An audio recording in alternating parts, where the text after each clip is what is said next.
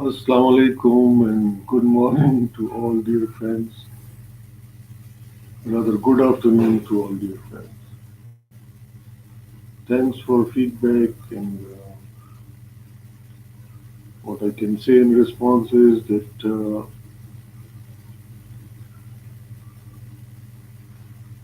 like many other concepts regarding fundamental human rights are not very clear in developing world and people generally they don't know the importance of fundamental human rights, democracy and federalism as well in terms of role of all these three elements in economic development and social development of a country. Very few among us were privileged to uh, go to the West or to United States of America to see by ourselves how the things are moving there, where federalism is there, democracy is there, and people are enjoying their fundamental human rights. So that tremendous economic growth, that tremendous uh, power build up in terms of military establishment of United States of America and their arsenals, both in conventional and nuclear terms, all that is quite bewildering and astonishing to the human minds whom have taken birth here in Pakistan or in India, where people are least concerned about fundamental human rights. Debate is on there in media regarding freedom of expression. So I have to clarify something. In days of previous regime, disqualified prime minister had suspended fundamental human rights of the people of Pakistan.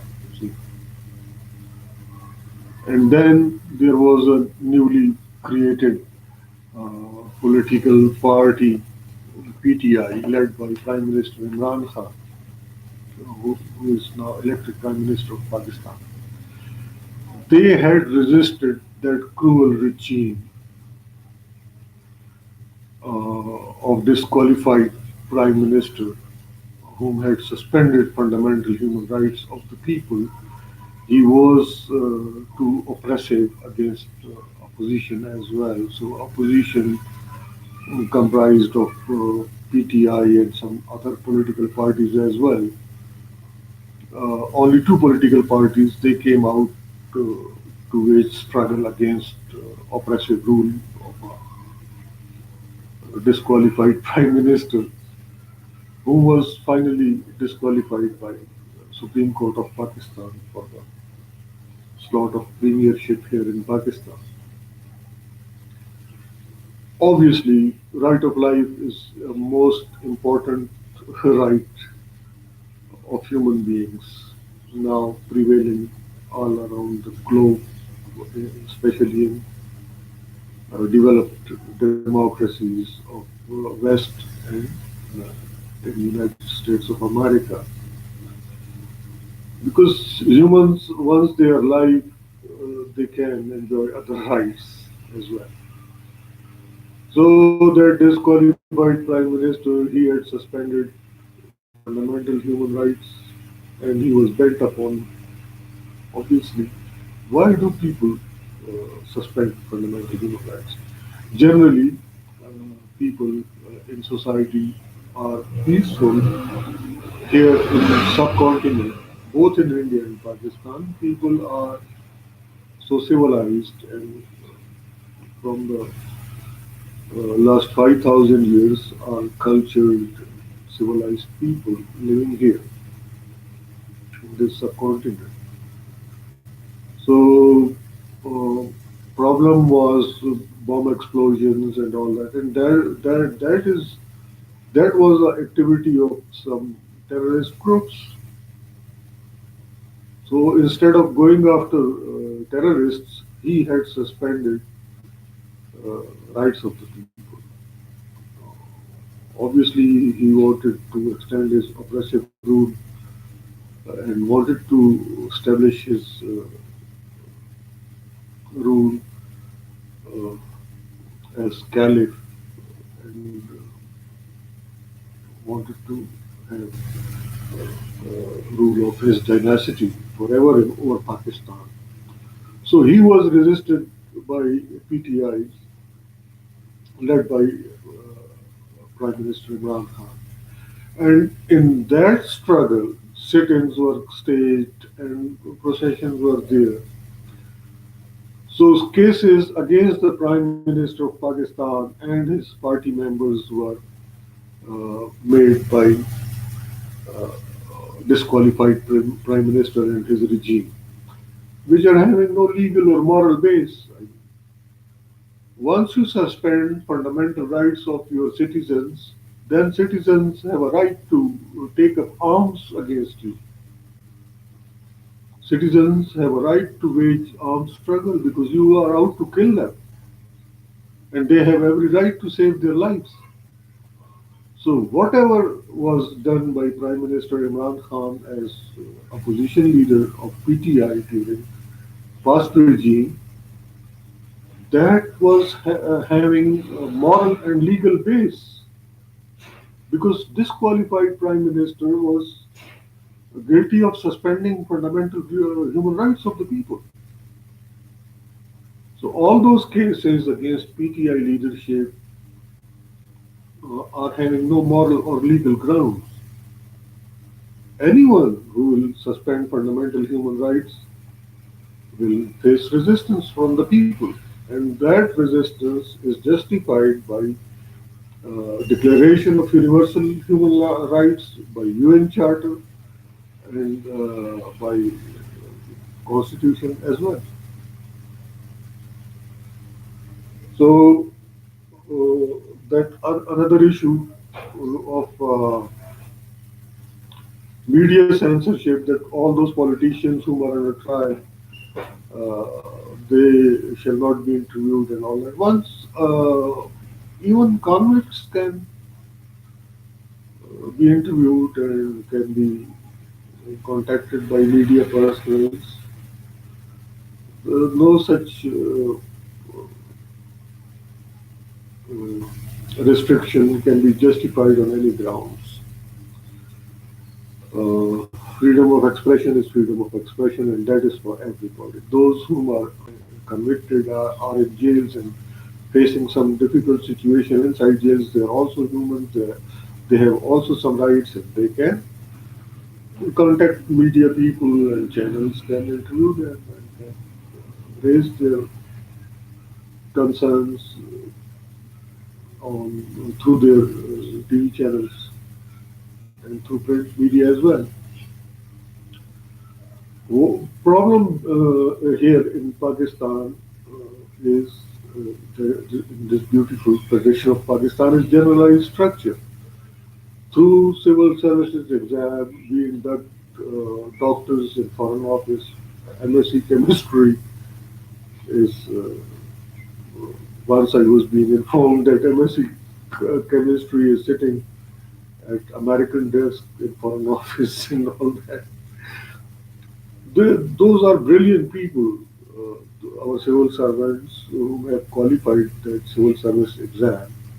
But the problem with them is that they don't have that basic knowledge, uh, and they are of foreign relations. And they don't have specialized knowledge even uh, in international politics and all that. So they are MBBS doctors, and they're out to manage our affairs in politics, in domain of foreign policy. So they can say anything. I mean, We are here as journalists, as politicians.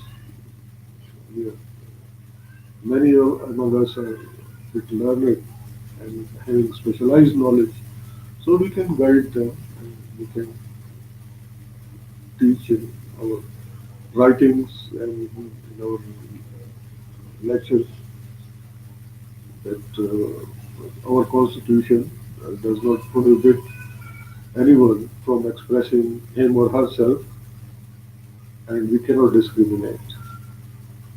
Freedom of expression is for everyone, whether somebody is in jail and or is being convicted, Uh, and position of our prime minister that there are cases against him, there are cases against our education minister. So those cases are having no moral or legal backing because those cases were made under a regime which had suspended fundamental human rights, and that action is equal to uh, high treason. So those cases against prime minister and his colleagues are having no moral or legal base. Any good lawyer can win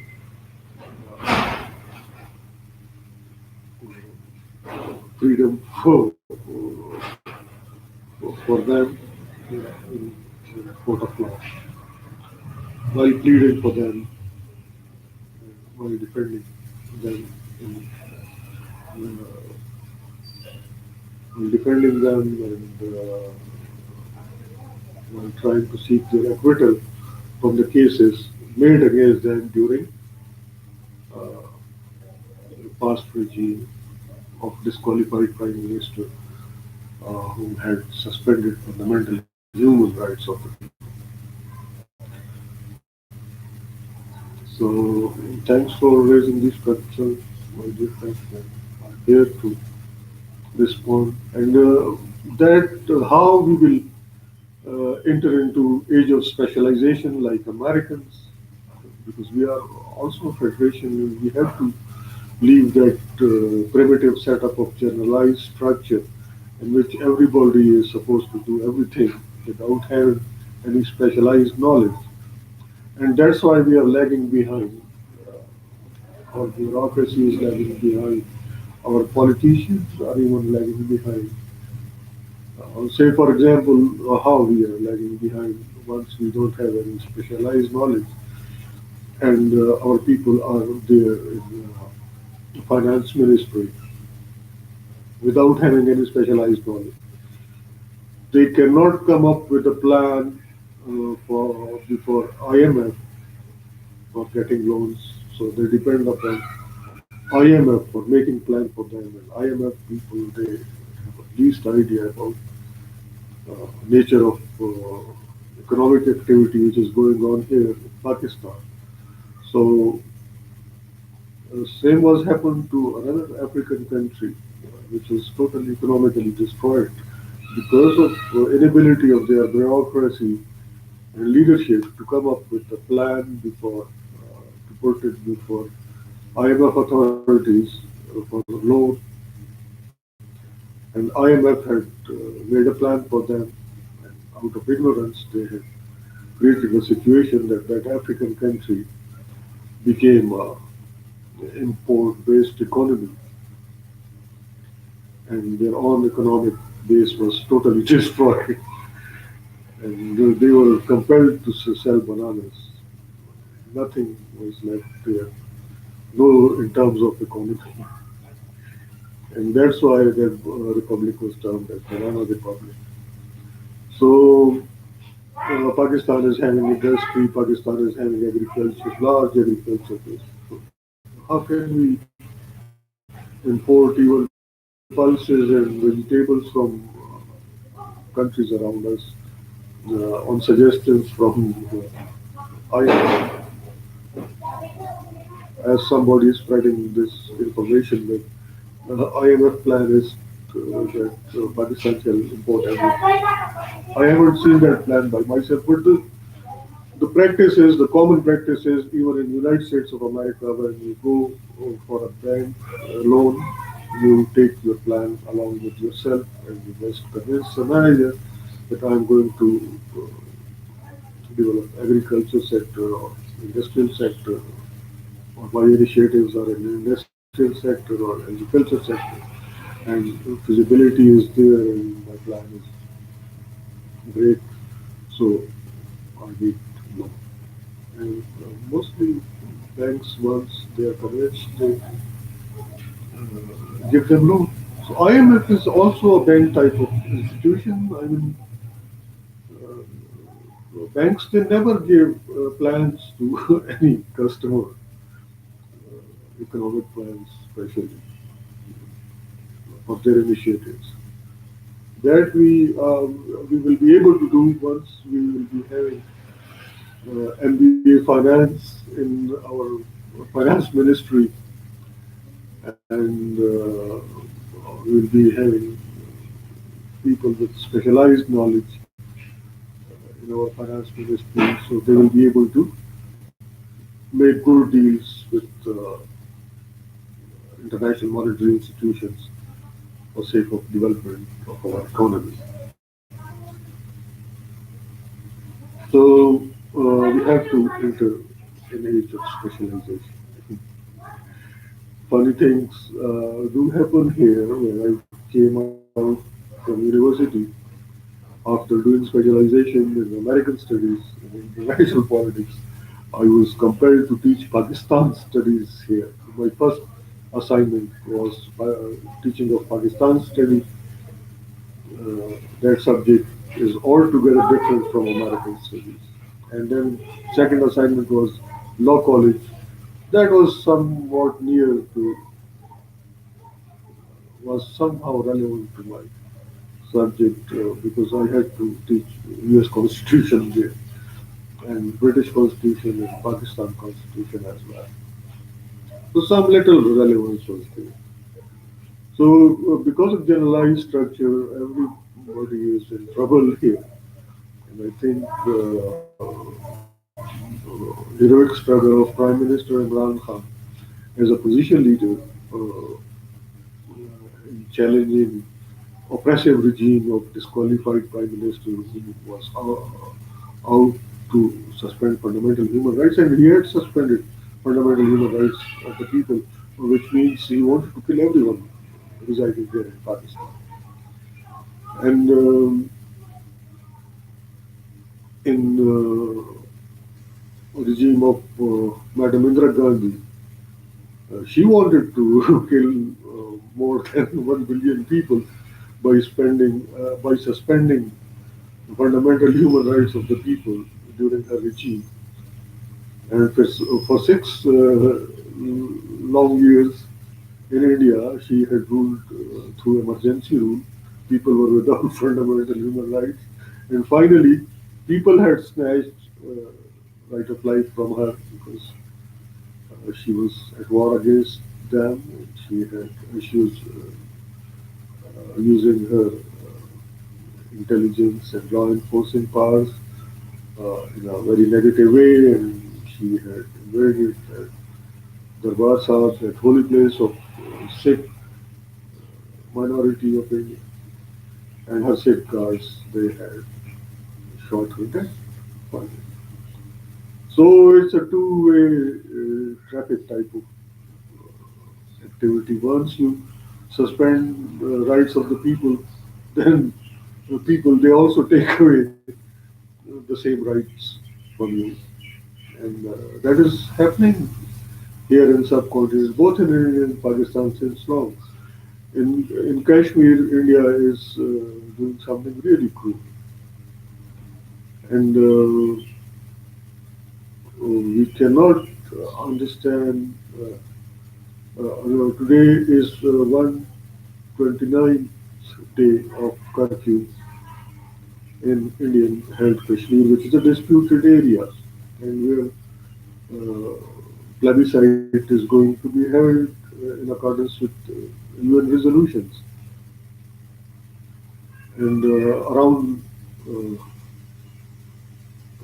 1 million Indian troops are trying to convince all Kashmiris that they are integral part of India and they must not have any identity and their rights are being suspended. And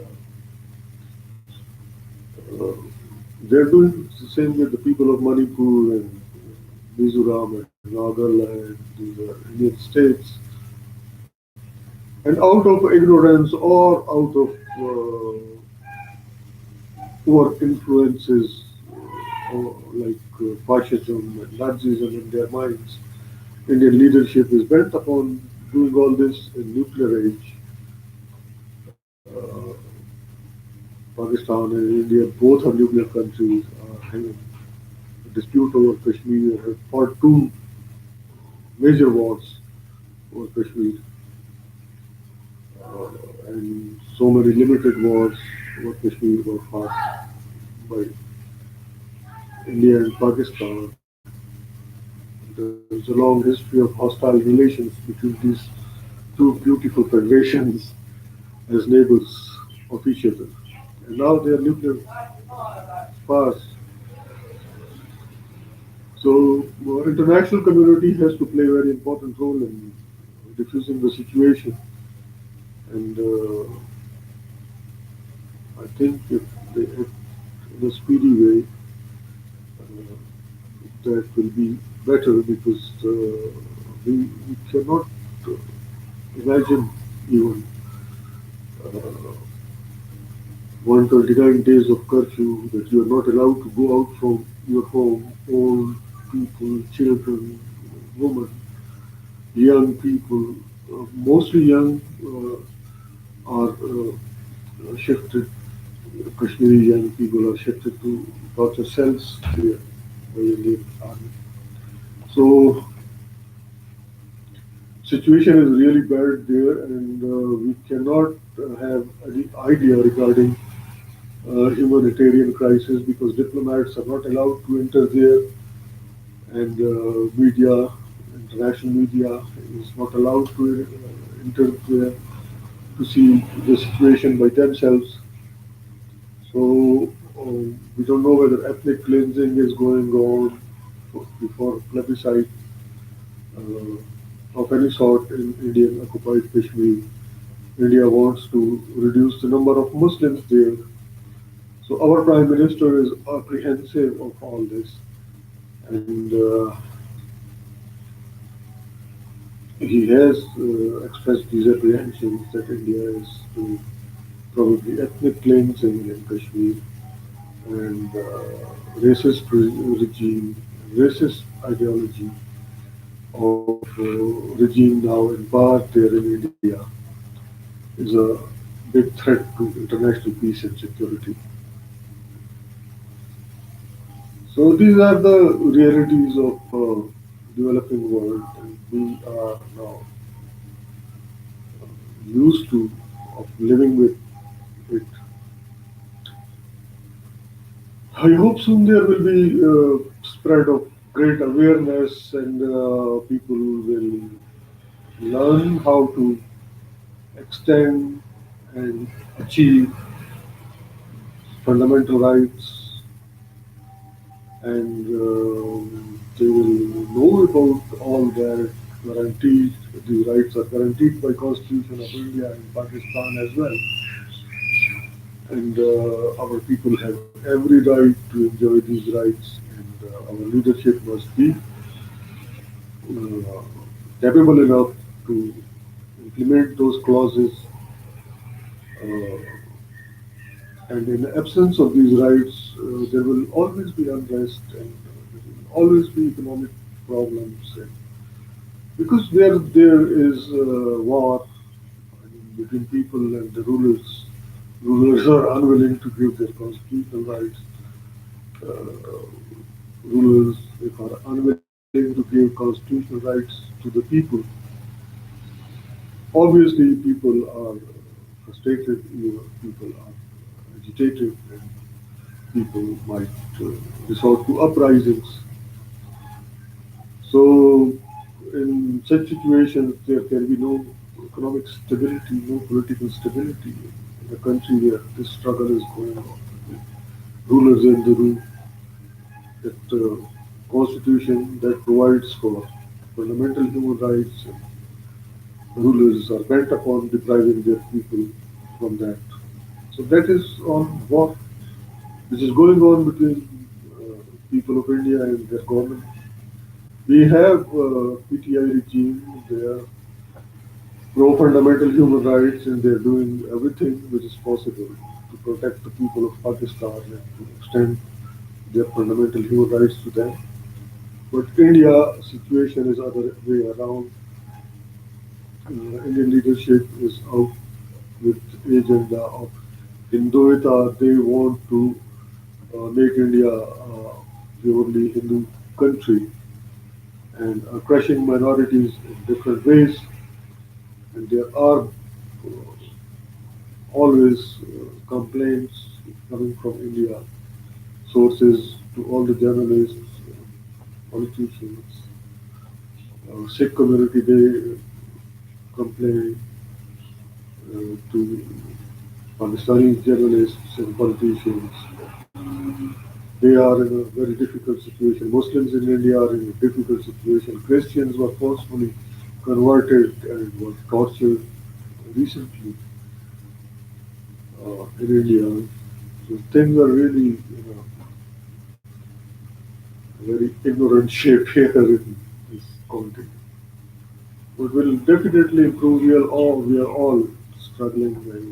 I write on these issues, and I do lecture today on this as well. I wish all the best to all of you and good luck as well.